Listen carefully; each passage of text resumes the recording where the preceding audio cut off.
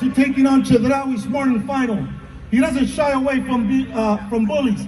He actually takes them directly on. Please give it up for our General President, Sean O'Brien. Thank you very much. It's an honor and a privilege to be here today. The only bully I shy away from is my beautiful 76-year-old mother. Let's hear it for the sisters in the audience. Look, it's an honor and a privilege to be here. I want to thank our fellow executive board members.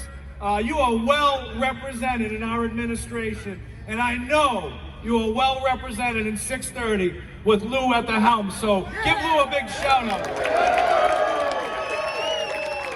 Now look, I love coming to California, I love coming to LA, and I think they consider this Southern California, and nothing makes me feel at home than when I see emotions. And I see emotions when the two brothers got to mix it up on the lawn there. I felt like I was at Thanksgiving dinner. But the one thing that's important is we can have our disagreements, we can have our fights, but we have to really look at who the enemy is. And the enemy is not the brothers and sisters here today. The enemy is this white-collar crime syndicate known as Dumb and Dumber, Smart and Final. And that is who we need to focus our energy and emotions on. This is the fight that they chose. This is a fight that they want. And this is a fight that we're going to bring to them hard and fast. Now remember, they chose us. We didn't choose them.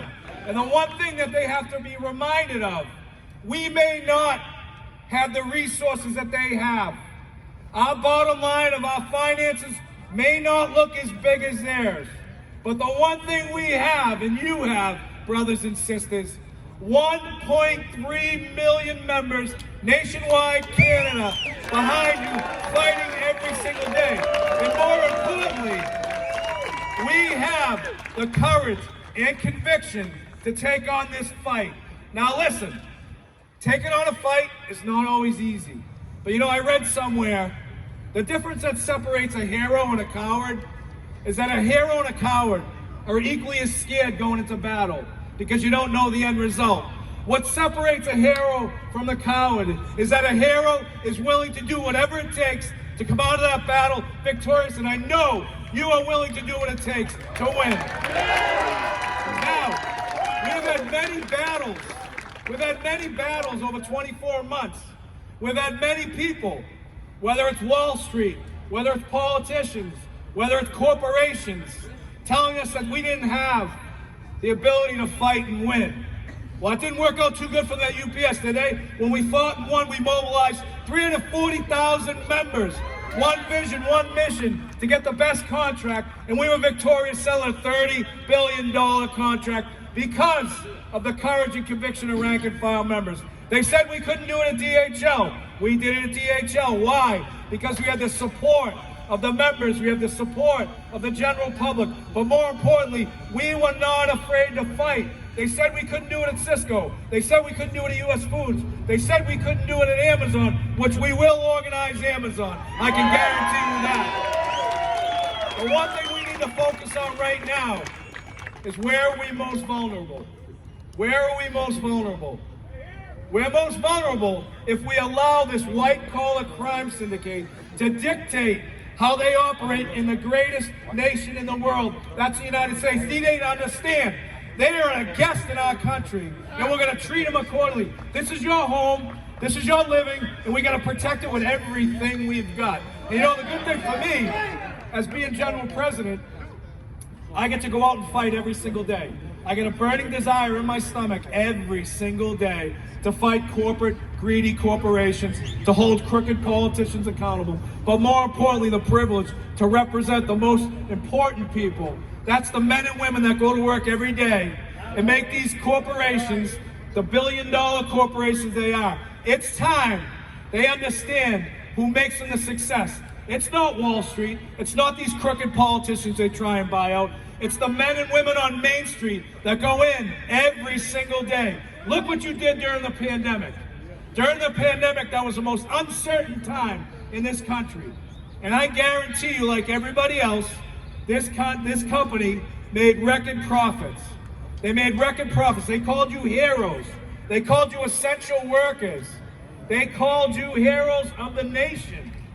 You went to work with total disregard for your health, the health and safety of your family, and in some cases, our members, your co-workers, lost their lives servicing this white-collar crime syndicate. Well, now it's here to tell you, we are still heroes.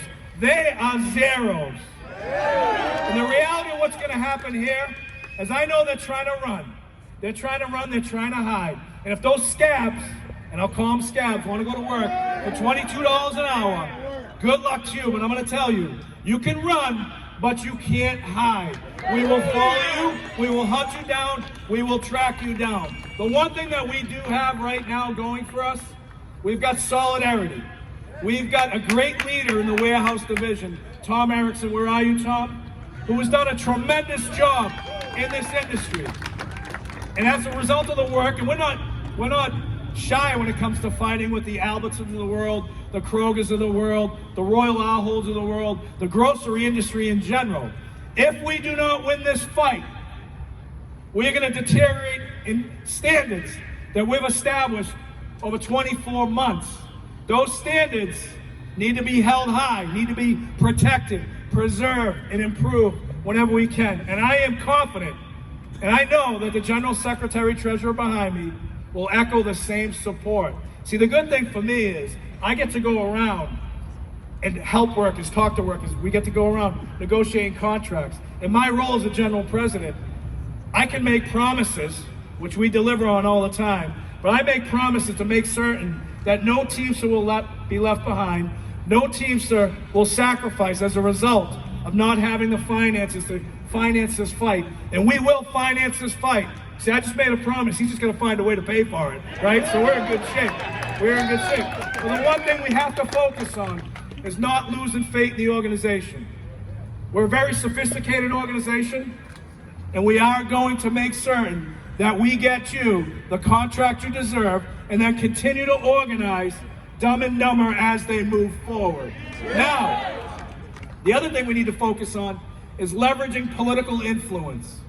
Because remember, we write checks every month, and I'm not suggesting every politician's crooked, but you remember, every politician shows up for a photo op. Every politician shows up to kiss babies.